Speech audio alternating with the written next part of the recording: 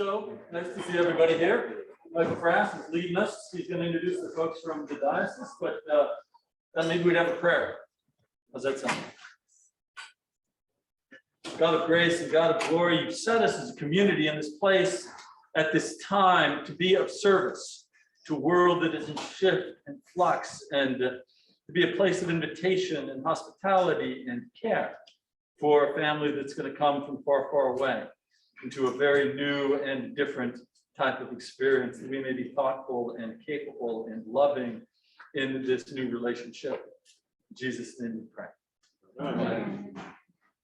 Hello, everyone. Welcome. I'm Michael Frass. I'm the parishioner here, helping to get this initiative off the ground. And I've invited Kristen King and Greg Hope. They're from the Refugee Resettlement Office of the Diocese of Olympia.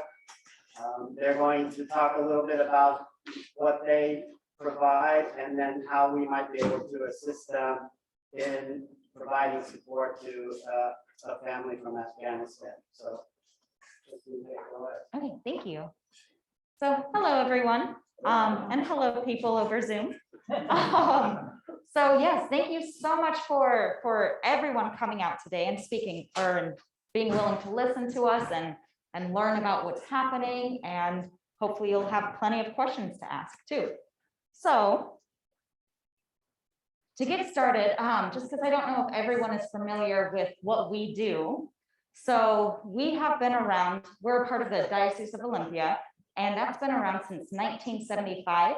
And our office has actually been around since 1978. And it's mainly focused on, or at that time, it was mainly focused on the resettlement process. And we've come kind of a long way from then too. But we're still, our main purpose is to help people, refugees, immigrants. So that's the main group. And most of the people we help, most of the people resettled are from or come into King County, but we can also assist people in Pierce and Snohomish too.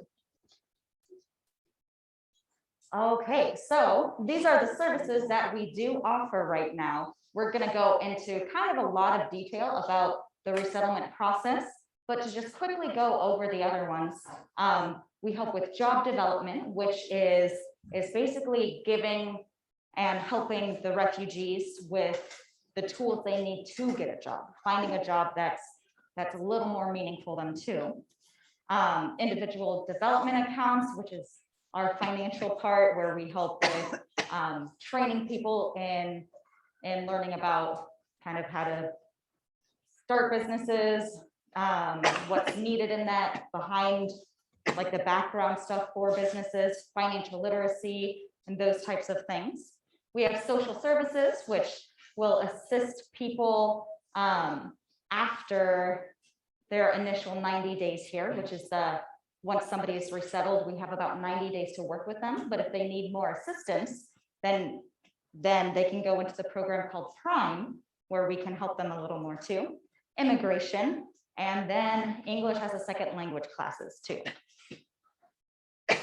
So just to quickly go over, because a lot of times we throw out, or you may hear all of these different terms. There's refugees, asylees, and SIVs, and SIVs stands for Special Immigrant Visa Holders. And then we have humanitarian parolees as well. So these terms are now actually all very similar, because for these people, they cannot return to their home country, and they're persecuted for race, religion, social group, political affiliations.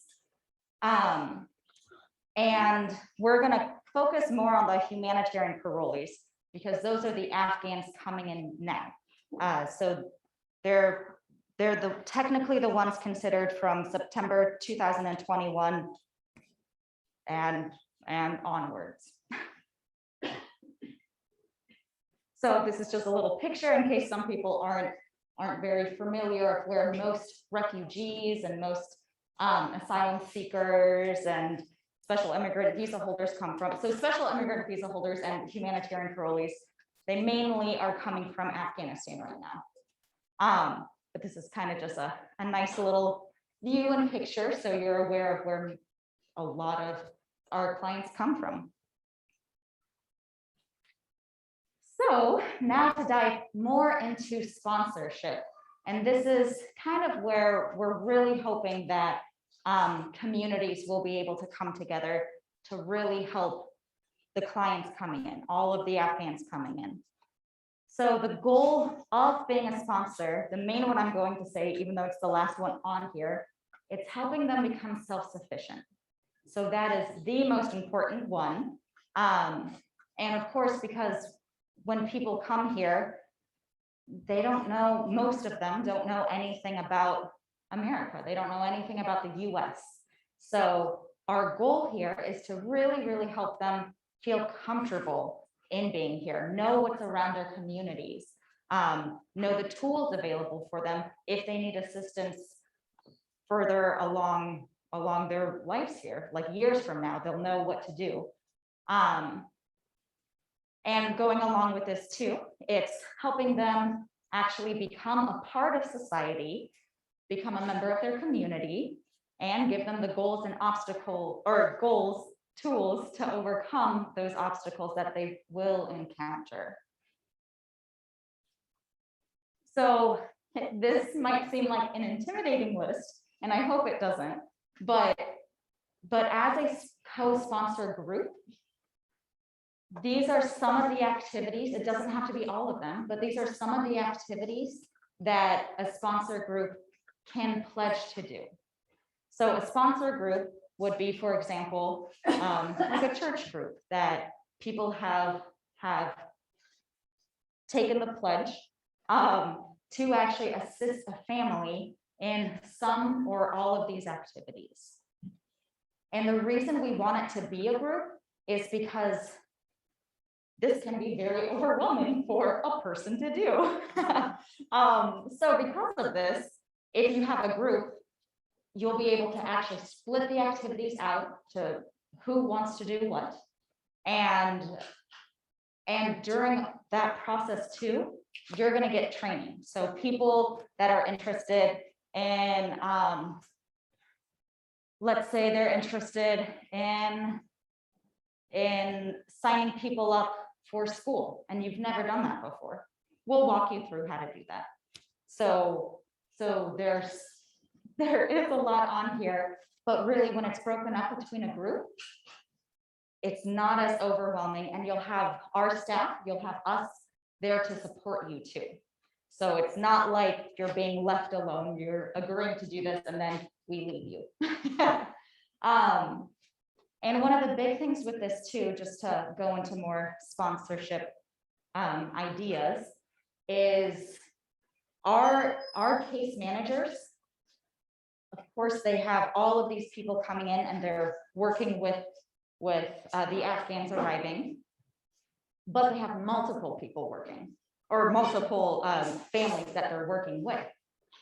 A sponsor group is only going to have one family, and we're hoping they can assist them for up to 6 months to a year. This way, of course, they're going to be able to, the families that are coming are going to feel more comfortable. They're going to actually be able to know you guys instead of where our staff might quickly try to see people, even though we want to take time. You guys will be able to form more of a connection with them where they'll feel more comfortable too opening up. And if you feel more comfortable opening up, then it's easier to overcome any obstacles that come your way, because they'll be able to tell you any issues, and then either you can report it to us and we can work together as a team, or you'll be able to have the knowledge and ability to assist with the needs that they need at that time too. So that's kind of the big thing. And as I mentioned before, our staff, our case managers for the resettlement, they're only able to work with people for up to 90 days. And after that, they may be able to put them in a different program. But 90 days is a short amount of time to try to get people to learn English, find a job, enroll their kids in school. So that's a lot of things to do in 90 days. And of course, with all of that information, it can just blow past people. And that's why co-sponsorship is so important, because it really forms that bond. And it can be in a way of, I don't want to say a slower process, because some things are needed to be done in a timely manner. But it's not as rushed, and clients won't feel as rushed working with the actual sponsor group, which is a beautiful thing, not feeling rushed. So to focus on this again, it's all about being self-sufficient, because we want to enable the refugees, asylum seekers, humanitarian parolees. We want to enable them to take responsibility, to take it financially.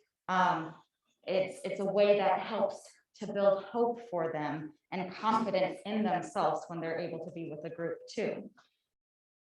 With this being said, it's so important to set up boundaries and communication so they know what to expect.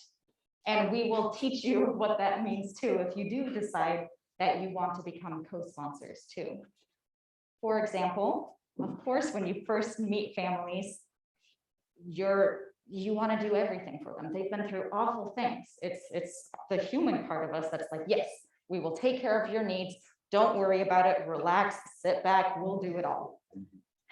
But if you do that, then they won't know how to do those activities later on. This is a story that I do enjoy to tell a little bit. But in the past, there was a family that wanted to help out an Afghan family too. I believe it was an Afghan family.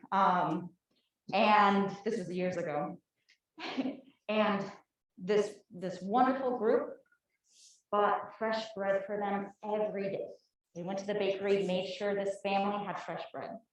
And this was months of doing it too. One day they stopped. So we get a phone call saying, hey, where's our bread? Yeah. So it's setting up those kinds of expectations that, like, because in their minds, it might have been a normal thing that, of course, every American gets fresh bread every day and it's delivered to people. So it's those kinds of communications that are very, very important. And so that's something to keep in mind too.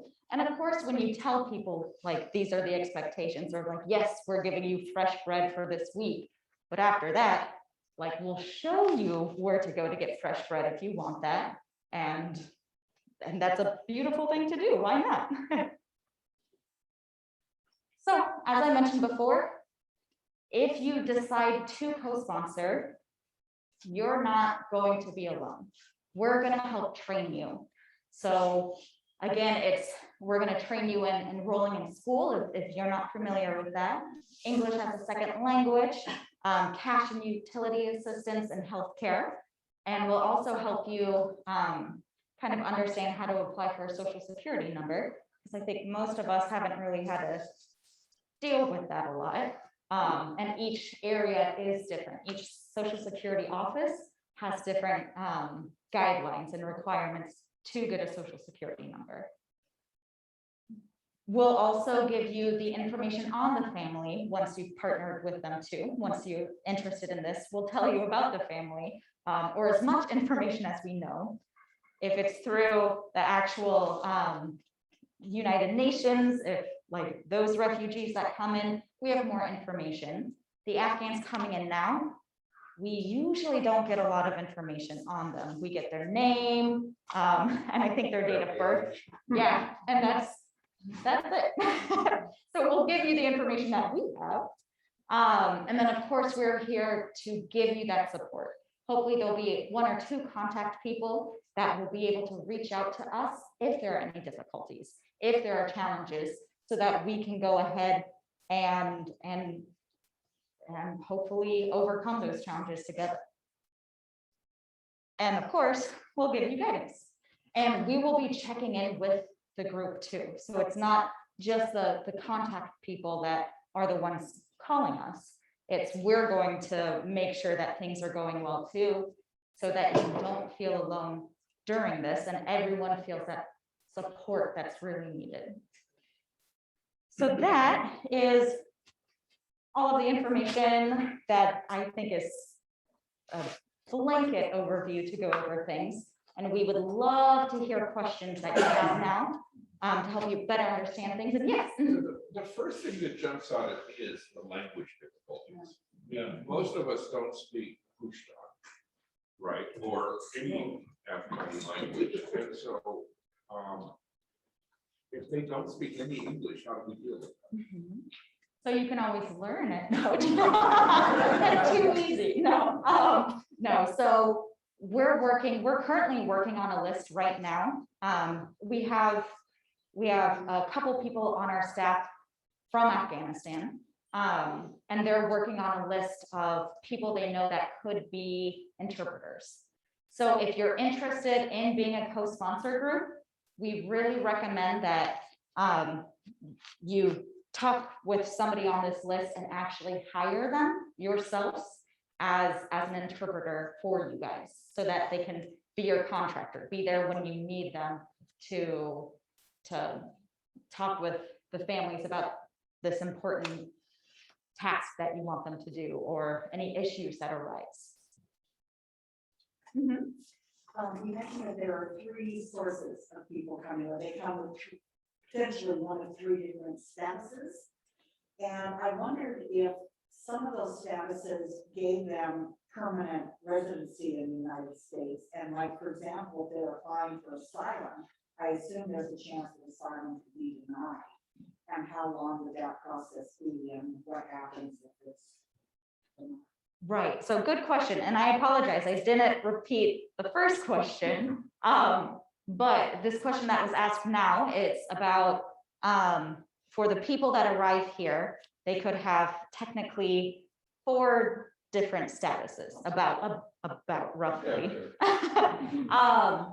and how that would go play into immigration and what that looks like for them. So for the Afghans coming in, right now, they are a part of this group called humanitarian parolees. And what this means, and Greg, please correct me if I'm wrong, but what this is they're basically, they have to apply for asylum status within 2 years. This is an expensive process to actually apply for asylum. It's $1,000 per person, and that's not including legal fees too. So if you have a family of 10, that's a lot of money. But with the Afghans coming in now, they're not seekers. Yeah, There- there's 2 different ways to do asylum application, and we're not attorneys, so if there's an immigration attorney here, please correct us, but the ones we have will be doing affirmative applications for asylum. That means they have a much better chance of getting asylum, because after all, who's going to send them back to Afghanistan? That's just not going to be an immigration judge's purview to do that. There's people at the border, from Central America, etc. They're also seeking asylum, and their applications, however, are defensive from actually to prevent deportation. It's a little bit different thing. Highly likely it will be deported, highly unlikely Afghans will be deported. It's kind of an upsetting thing because there's some parallels between American empire in both situations, but that is the case. Our concern is that 2 years with the waiting list, we don't know how long they're going to be for Afghans. We think there'll be some kind of expedited thing for the ones we have coming in. There are applications for asylum for people that have arrived on tourist visas and declared asylum from Kenya, African countries all over the world that we run into that have been 8 years in the country and haven't had their asylum hearing yet. So it's we don't want something like that to develop, because at the end of 2 years, there is a sort of chance of deportation, simply because there will be controversy. And given our sort of fractured society on these things, you can see it brewing in some anti-immigration things, that these guys got 2 years and we should send them someplace. So there's political aspects to this too. But our goal and immediately is to, find as many volunteer immigration attorneys after we put out the fire, trying to find houses and food, shelter, clothing, etc. And expedite that process as quick as you can so that they don't run into problems. And I think we'll probably be able to get some fee waivers too on those at USCIS application fees, but I don't think on the attorneys so easily. I was curious, from watching the news, it seems like the window to actually leave Afghanistan is closed. So I was wondering where these families currently are that are coming into Washington. Are they in the US already? Are they in Europe or Middle East? There's 60,000 people in nearly 12 military bases around the country. Oh, There's so a they're in the few US. that are in Europe and still destined to come.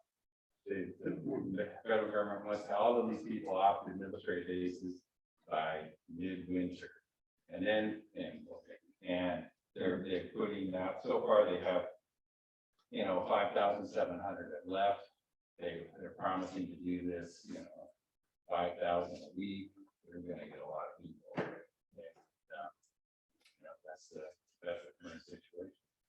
To also go along with your question too, and it was, where are the Afghans that left at this time? Some of them fled to neighboring countries. And so we're expecting to continuously be getting Afghans coming in for years and years and years because of this. But the ones That's a good point. It's not just getting in with the 60,000 days. Chris, you mentioned that there was a 90-day window when they first got here for them to complete certain activities. Could you reiterate what that was? Sure, of course. So the question was, again, I mentioned that there are 90 days to complete some of the tasks for the case managers. So this list kind of goes along with that.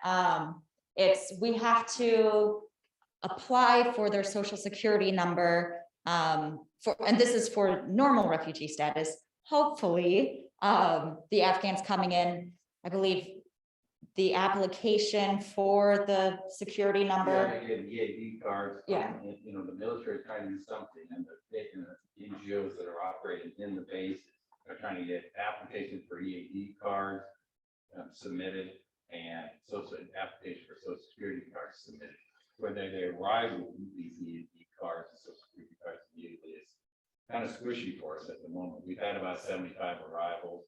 Some of the first ones about 3 or 4 weeks ago are starting to get those EAD cards. Others haven't had their applications submitted. People lose their paperwork and process it in here. There's everything you imagine is happening. But we just have to keep pressing on. Are those case managers assigned by the US government or by the diocese? The case managers here The that. case managers, yeah, Mhm. that have that 90-day window. So it's all kind of by the resettlement team in our office. They kind of go back and forth like, okay, we're having an arrival come tomorrow. You'll take that one. We have another one coming tomorrow. I'll take that. So that's how it's it's that case manager. correct. So each family that's coming in, each Afghan, each individual that comes in, they will have a case manager. And again, it's something that they'll probably check in with you too, but as a co-sponsor, as my position, I would be the one checking in with you guys as well. So, and I guess in a way it can be kind of nice because all responsibility goes back to that case manager. So if you guys, let's say if a social security number was supposed to be done and the group that was supposed to do it forgot about it, it wouldn't be on you guys. It would technically fall back to the case manager. But hopefully, again, if something like that happens, please, open communication is great. So. I think where we're heading is we would very much like to train church members to help us with a pretty overwhelming situation and maybe be able to help us going into the future. as people learn how to do these things, that, you know, it's not like rocket science or anything. We're solving problems that sort of all solve in our daily lives, dealing with bureaucracies and so forth. But there are some information has to be conveyed about how to do it.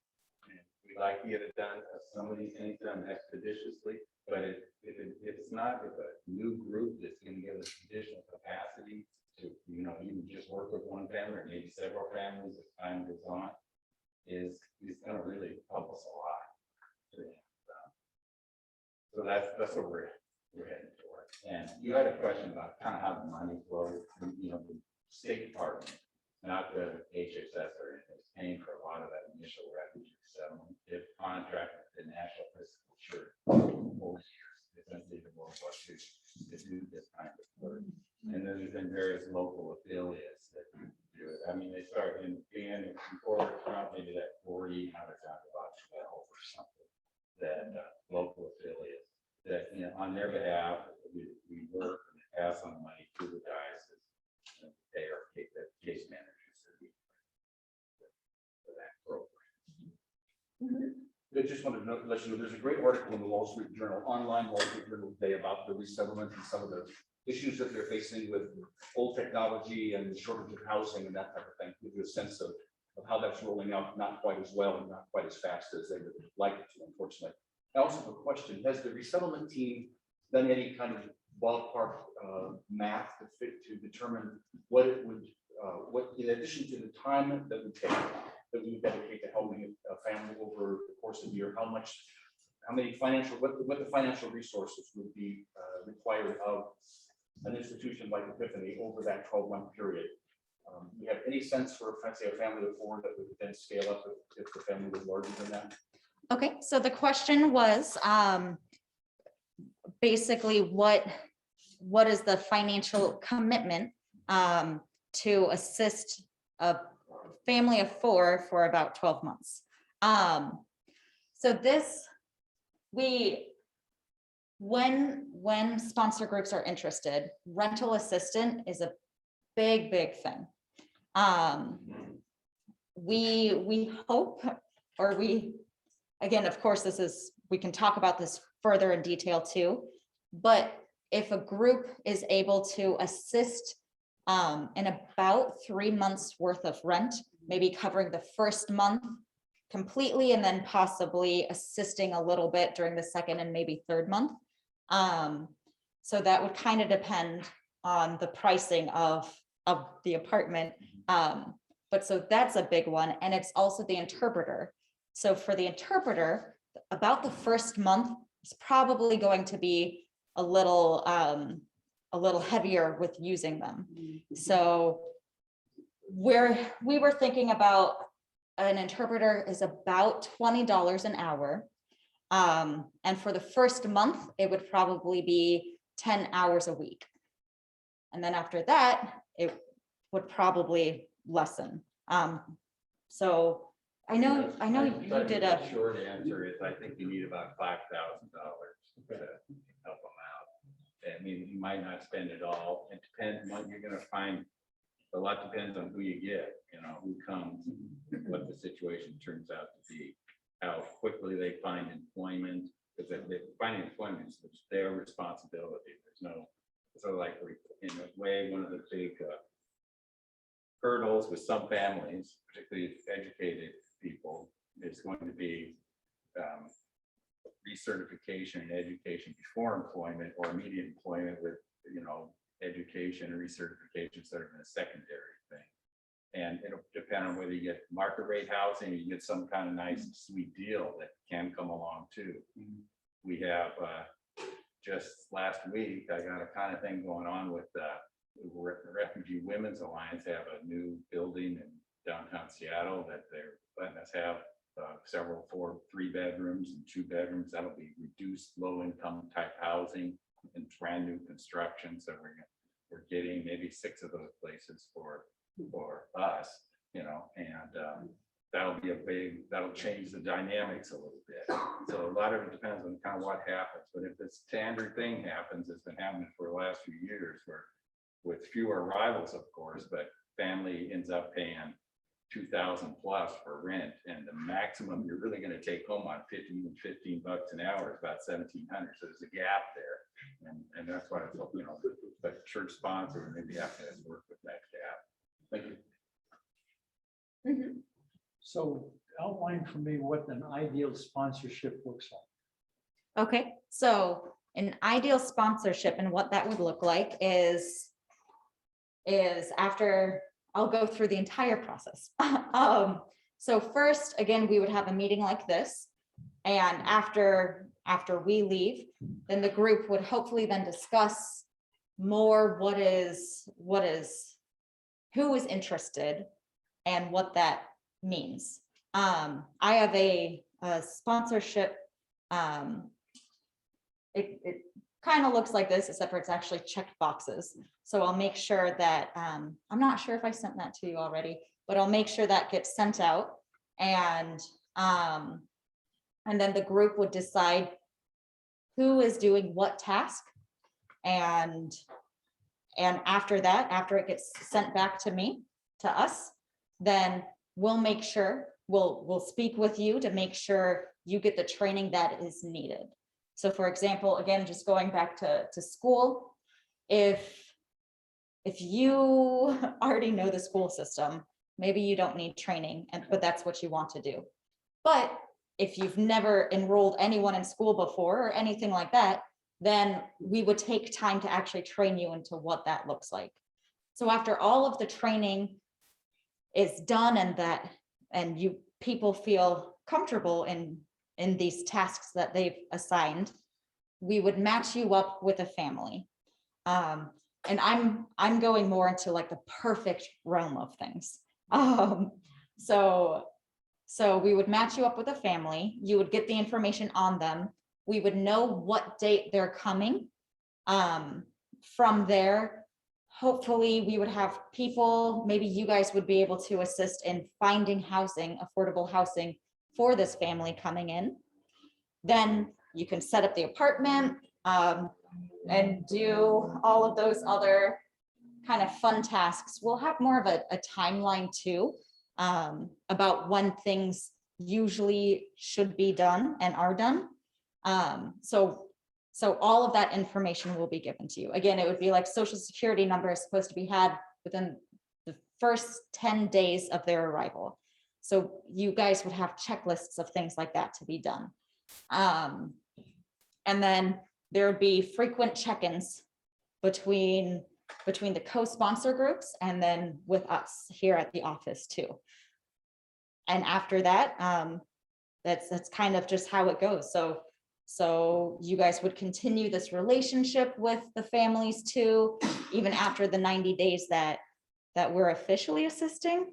And I'm quoting that because of course, if we can help in any other way, we're going to try our best to help. So that's kind of how it goes. Does that make sense? Does that set up a good timeline?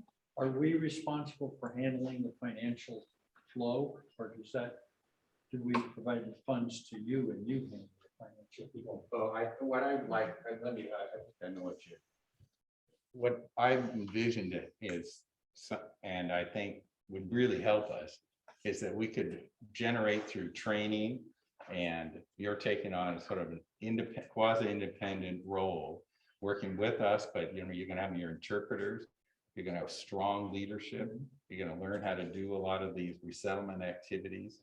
That people are going to be committed to the whole process, and then take on one family and learn from that, and then maybe take on another family and keep learning to the point where you're pressing us in the resettlement community on how to get better. Because I think even in this room right here, there's people that are pretty talented. I mean, I'm just guessing, but I think they are. I know a lot of things about how to solve problems and get stuff done.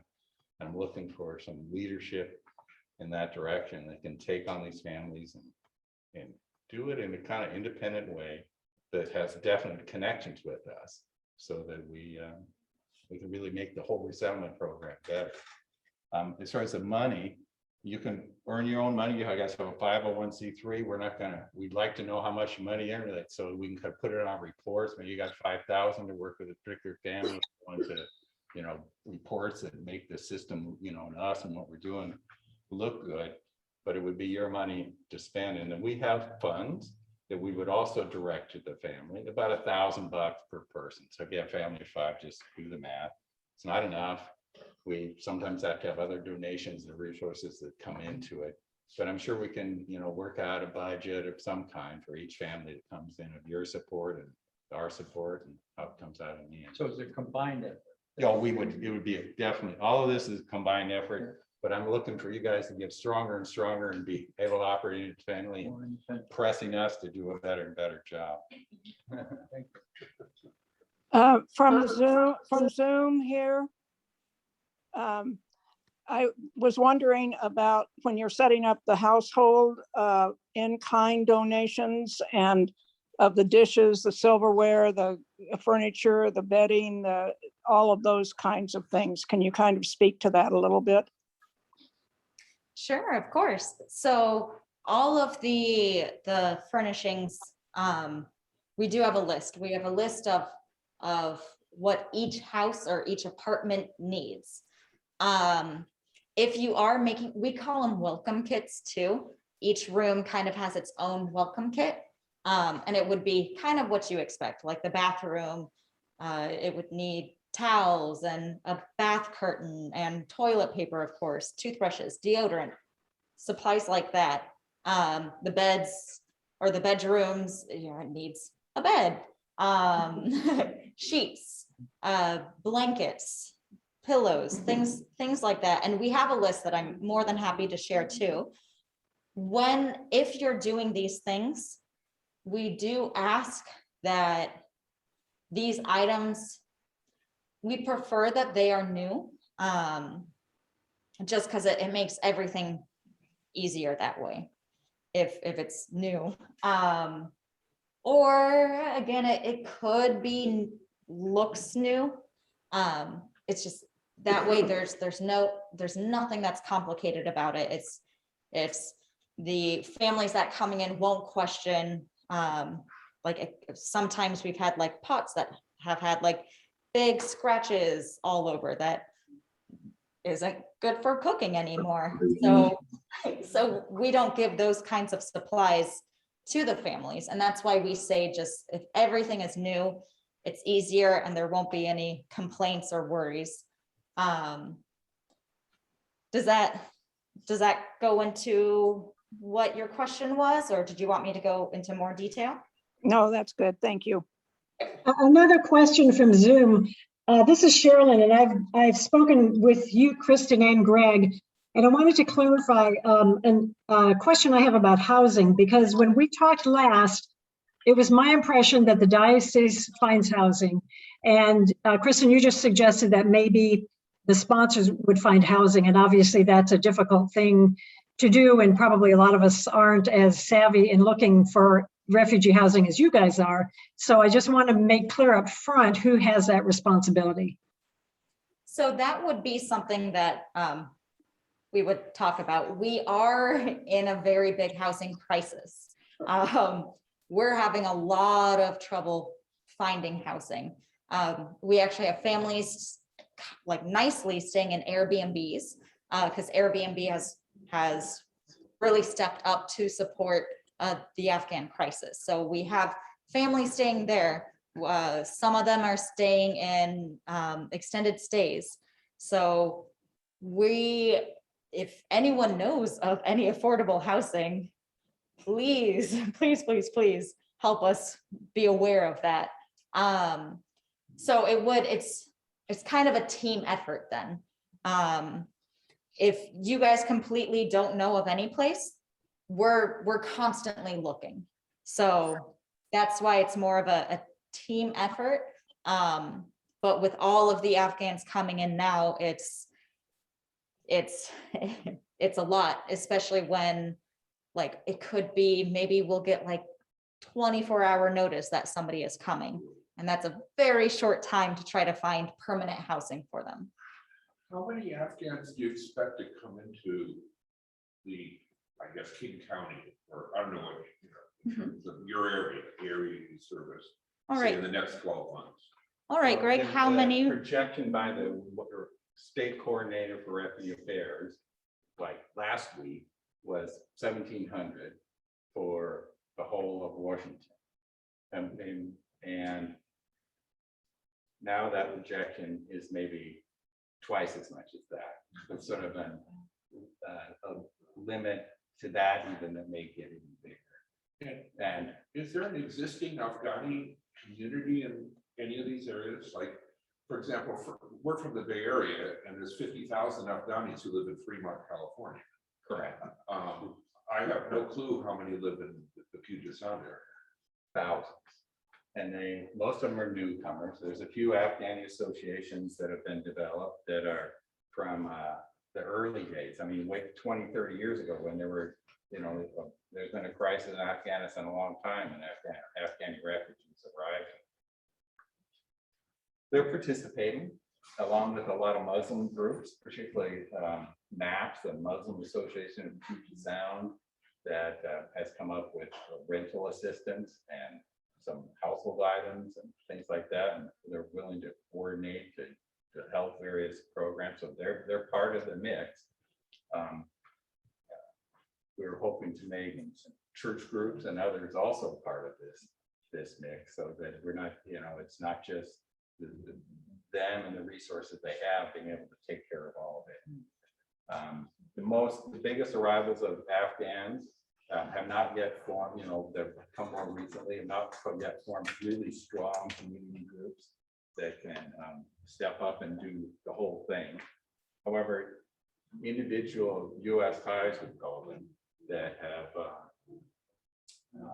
maybe been a friend or something, and one of the refugees in the camp says, oh, I got a friend in Seattle, he'll sign them up, but there's no screening to see if this person has anything they can do or any resources available. That frankly, the only thing they kind of inhibit us because they want people to go to certain areas in South King County or what have you, rather than giving us a sort of broader stroke so we can move people out to cheaper housing in Pierce or Snohomish County. So there's a tension between us and some of these groups. But I think there's a lot of involvement.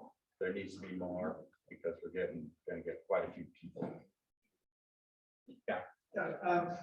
Which is from totally from a logistical standpoint. At least the way I understand it is like the first steps are developing the right skill sets to manage receiving this family, and then at that point, family gets chosen, and then we work with that family. Is that right? I think that's right. And then housing is always a big important thing. We don't want to just say we're going to do the housing because we're a little afraid we might not find it. Get Airbnb and when Airbnb or Extended Stay America, another place runs out, then what we do is kind of the situation we're in now. And they're coming, but we're sort of in a position where we don't feel like we really maybe got it all enough going to solve this problem ultimately. We don't have the same confidence we've had in other times. But Washington's going to be the 5th place. It's going to have a lot of people come here. Yes. And just sort of, this is a little bit presumptuous, but if you were to say, so several months of getting this whole machinery organized, the wheels turning, and then does that sound like timeline? Sooner the better. Yeah, I think several months. It depends. I don't think this stuff. I mean, we would be able to come once there's a group together that really wants to do something. We would bring in our case managers that handle the one that handles the couple that handle job search, people that do ESL, people that do various things, and kind of tell you what they need and how you deal with DSHS, give you some tips. But I think everybody here, in some ways, has a cultural background that my Afghan case managers don't even have, how to deal with DSHS. I find that working with them, there's certain things that I'm just saying, talk to the supervisor or stuff like that. And everybody here knows when you get an intractable case manager, you can do things like that. So I think that you'll probably be more skilled at some of the problems we have than the people we currently have working in the field, other than maybe doing some of this stuff every day. You'll catch up quickly and be ready to help us out.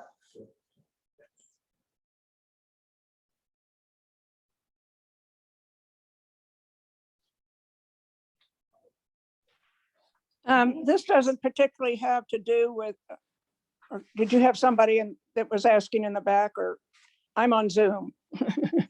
Um, There's, the Biden administration has also upped the numbers considerably, 162,000, I think, for the numbers coming in this year of refugees in general. And so how are you dealing with both the Afghans themselves and then the refugees that are coming in from other places? And how is that going to impact you? And I think besides the IRC, what other resettlement offices does Catholic Relief Service do any here of resettlement, or who are the other resettlement offices here besides you and the IRC?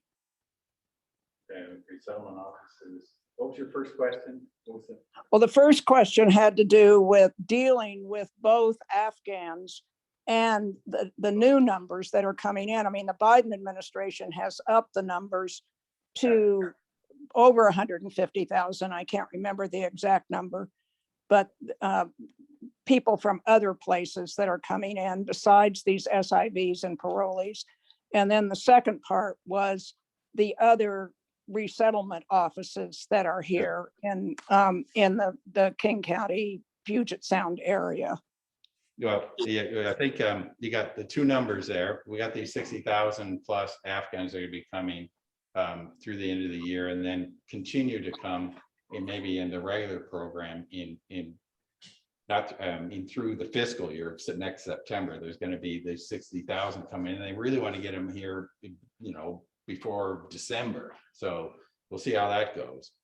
But those are the 60,000, and then the ones overseas will begin to come as they emigrate from. They come here as refugees probably, or humanitarian parolees, maybe from Afghanistan, maybe even from Pakistan, maybe Iran, maybe Poland, who knows. But the Biden administration did increase the numbers to 125,000 for the regular program.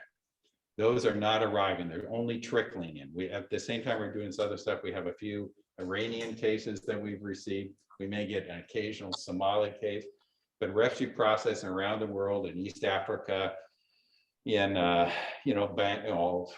Bangladesh, for Rohingya, for many places, other places in Africa, has more or less ground to a halt because of COVID. We kind of feel like maybe things are kind of over here, but in refugee camps around the world, the circuit riding immigration judges are not going to the refugee camps because of COVID. So the process grinds to a halt. So that's the way it is. We only have a few arrivals. It could increase, and that would just add to the numbers that we're seeing. But for right now, we're mostly dealing with Afghans. We've had 75 Afghan parolees arrive in the last month. We've had 4 Iranian regular cases arrive. Okay. Oh, the other agencies. Catholic Community Services is involved.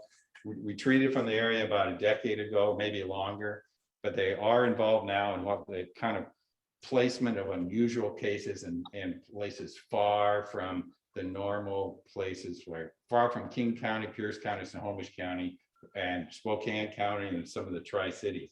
Maybe there's a case that can go to Blaine or Okanagan or other places for some odd reason.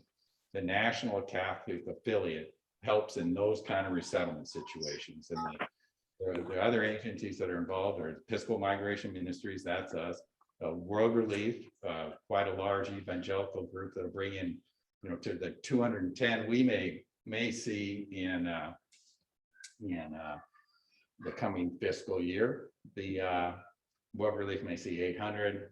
International Rescue Committee is going to get 800, 900 people, and the Jewish Family Service is somewhere in the neighborhood of 400, and Lutheran Social Services is also going to receive maybe 400 or so. So we're the small guys, but we still have big, you can sympathize. I do sympathize with the other agencies, and we have been kind of lucky finding, I can add that we've been lucky finding a few apartment houses for our people, because I think that other agencies have just opted for the choice of Airbnb and extended stay in the large, sort of temporary places, and they're funneling people into that rather than going directly to the apartment complexes, which we've been able to do and sort of snap up some apartments. But maybe the small guys can have a little alternative strategy. So we've been doing that. But I think the easily found apartments of the type of places where refugees often live are not it's not like it used to be. They're not as readily available. So we need help. My question is really about housing. I mean, to me, that seems to be the most fundamental issue, is this housing issue. Yep. I mean, frankly, the list that you made, I agree, we're all smart people, we could probably handle a lot of that. It's the housing. Yeah. So my question to you is then, do you have aides or groups that are working with the city of Seattle, for example, the city of Kent? I mean, they've got lots of housing going up in Kent, for example. Is that happening concurrently with the actual work that you're doing? Well, the two are not always connected. And what slows us, I mean, we have the Resurgence Women's Alliance, which is the director of that group is on the board of our microloan fund. So we have some connections, and we've been able to work with them quite nicely. And they were founded around finding housing for refugees. And they've been able to help us with this, something similar to what you just said with the city of Seattle. So it's and with the federal government HUD and so forth. So some new construction down near the Othello train station, we're going to be able to get some places. And we hope we can do more in that direction, but we don't have it maybe like we should. Help in those directions would certainly be, something we would welcome. But they kind of slow us, HUD, working with HUD and doing these things is kind of a little bit difficult. And another source we've been able to develop is a place called the Wyndham Apartments. It only does, singles and childless couples in the not sort of, but Belltown area. And it's not always the ideal place to an incoming Afghan, because it's sort of, it's not their vision of what they want, but it still is pretty cheap, $579 for a studio there. And we've been able to get some places there too. But more of that to help develop those resources is helpful. Frankly, there's a whole market for apartments that we can't enter into, because the process is just, keep refugees out. They want, a rental history. They want the credit score. And if they don't get that, they want a co-signer. And currently the business not letting me co-sign in any apartments. So we're sort of stuck. We can't enter into a certain kind of market. So if the church or group were to be able to facilitate that, I mean, the landlord wants to make sure they get the money for a year, and to help us convince them that it can be done. There may be some opportunities in places like that. So I guess I'm cutting to the chase here. When would you want a decision by Epiphany that we want to sponsor a family? And, and if we want to do this, then what would be the immediate, what's the timing and what's the immediate next steps? We don't want to be pressure, although we're feeling pressure, So if you said yes, we'd probably bring your family tomorrow, but we want to give it some time. And, make it, so when you're comfortable, after you've had some decisions, work together and form a team that has some good, strong leadership, I think that's the time to bring on the family. Well, I think we started that. I think it seems like you have. Sharon and Mike, Yeah. so I mean, what's our internal process here to make that decision? Yeah. Yeah, well, we'll have to figure out next steps and we'll meet again. And Okay, let's and talk hopefully about we've got next meeting. support from everyone Yeah. to move forward. Yeah. Okay. We're on board. Yeah. Right. And again, we do, I have received some background checks.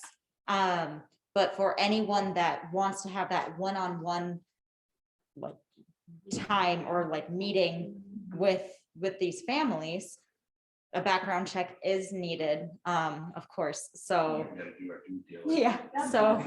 Mhm. That's from us. Mhm. So yeah, so a background check is needed, and to kind of go along with that too, it's once the tasks, like basically it can go as quickly as you guys would like. Once the tasks are assigned and decided, then we would probably jump on starting to train people to make sure that they felt comfortable too. And yeah, just like as Greg said, if you guys were like, we're ready right now, then we'll be like, okay, let's do We this. might not believe that right I know. As far as background checks go, contact me and I'll be able to provide you with the paperwork that will then send into the diocese, and they'll go ahead and conduct that. Does everyone know how to get, if I have Michael's email? No. No. So you can email me or Ruthann or anybody, and we'll make sure you get to Michael, or you can just give it to you. Or write it on the board. Yeah, we'll write it on the board. I'll write it on the board.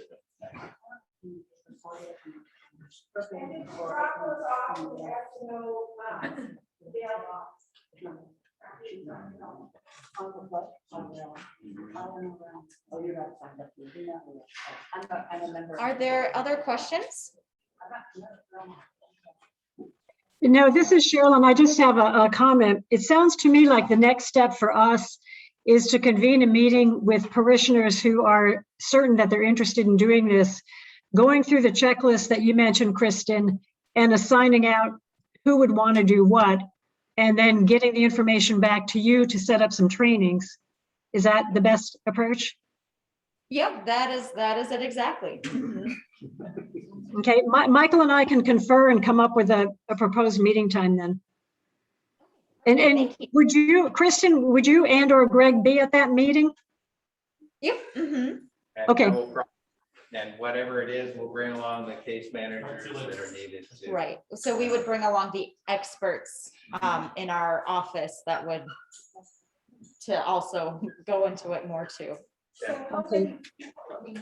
So Cheryl and Mike, what would be your vision, and maybe Joy too? What's the critical mass for saying, we've got a group that's ready to take this on? How many people do we think we need? And I know you've gotten a bunch of emails, Cheryl, and from S&O folks about wanting to support you. Yeah, I would say we already have probably 8 to 10 people who are very interested. And that's just among people who I've heard from so far. That probably doesn't include a lot of people in the room. Yeah, it's probably more than that at this point, and certainly the more the merrier, but there's so many different ways that people can help out, whether it's volunteering their time, their services, their expertise, their pocketbooks, whatever.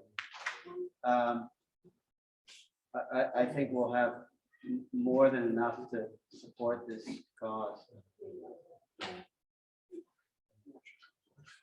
So how do we find out about the next meeting?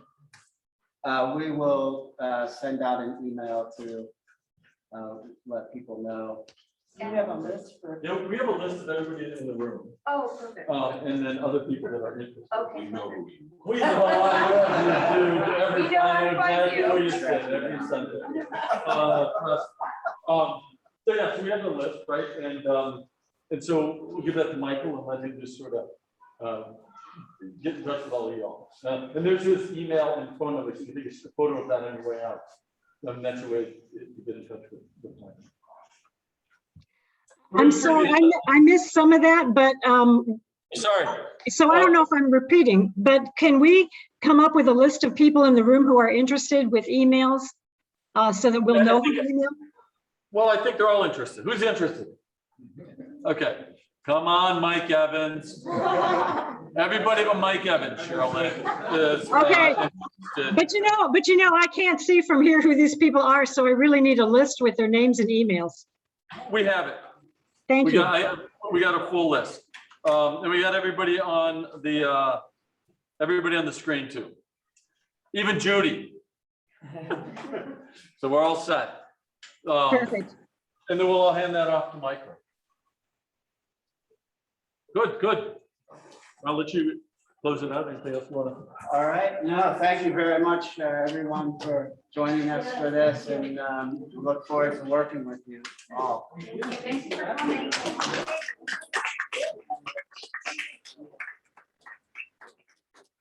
All right, thank you all so much. We really appreciate this. And again, we hope that if you decide to do this, it's just going to be a beautiful experience for all parties. Very meaningful. So thank you all.